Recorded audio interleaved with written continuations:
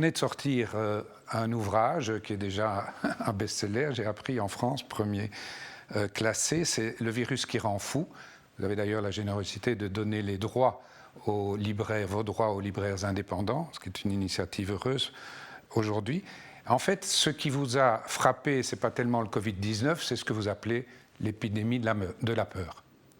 Oui, ce qui m'a frappé, c'est les réactions à cette épidémie. C'est par exemple le fait qu'on nous ait dit que c'était une pandémie inédite, ce qui est faux. Il y a des précédents et des précédents beaucoup plus meurtriers. C'est la façon dont sa couverture médiatique et sa présence dans nos esprits a occulté tout le reste. On n'a plus parlé de rien pendant tous les mois pendant lesquels elle a duré. C'est la façon dont... À commencer par les médias d'ailleurs.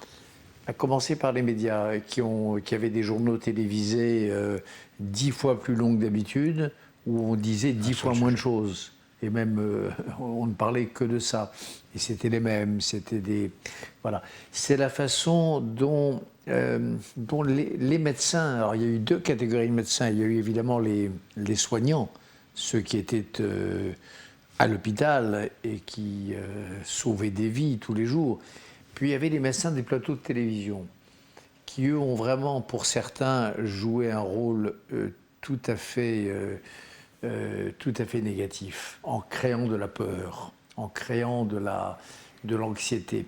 Et vous savez, dans les sociétés humaines, moi j'ai peur de la peur. La peur me fait peur, parce qu'elle provoque les pires réactions. C'est la peur qui provoque la stigmatisation, c'est la peur qui provoque la haine, c'est la peur qui provoque la séparation des hommes les uns des avec les autres. Et d'ailleurs, quand je dis stigmatisation et haine, on insiste beaucoup sur les beaux gestes de solidarité qu'on a connus en France, en Belgique, mais on insiste moins sur, par exemple, les dénonciations, les délations, les commissariats de police encombrés d'appels de gens qui dénonçaient leurs voisins, qu'ils avaient vus sortir 2 fois faire leurs courses, ou sortir 3 fois acheter un rouleau de papier toilette. On a vu des choses épouvantables, parce que la peur rend fou, la peur rend méchant, la peur rompt les liens de fraternité. Donc c'est un peu à tout ça que j'ai consacré ce livre. Alors vous disiez, les médias et même les gens en général ne parlaient que de ça.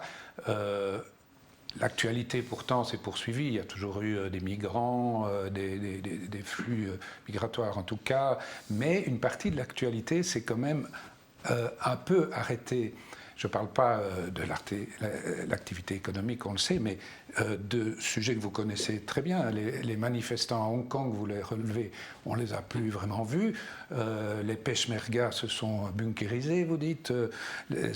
Hezbollah s'est confiné, Daesh s'est calmé. Enfin, je dis, Daesh a déclaré l'Europe zone à risque pour ses combattants dans les premiers jours. Après, ils se sont rattrapés. Donc, en fait... le monde s'est un peu figé quand même. Les seuls qui ne se sont pas figés, c'est malheureusement quelques individus dont l'empreinte sur le monde est importante. Erdogan ne s'est pas figé. Xi Jinping ne s'est pas figé. Poutine ne s'est pas figé. Vous voyez, par exemple, Xi Jinping, c'est très clair, là, le président chinois, le Parti communiste chinois, origine du virus, origine du modèle de confinement et déconfinement au moment où les Européens se confinent.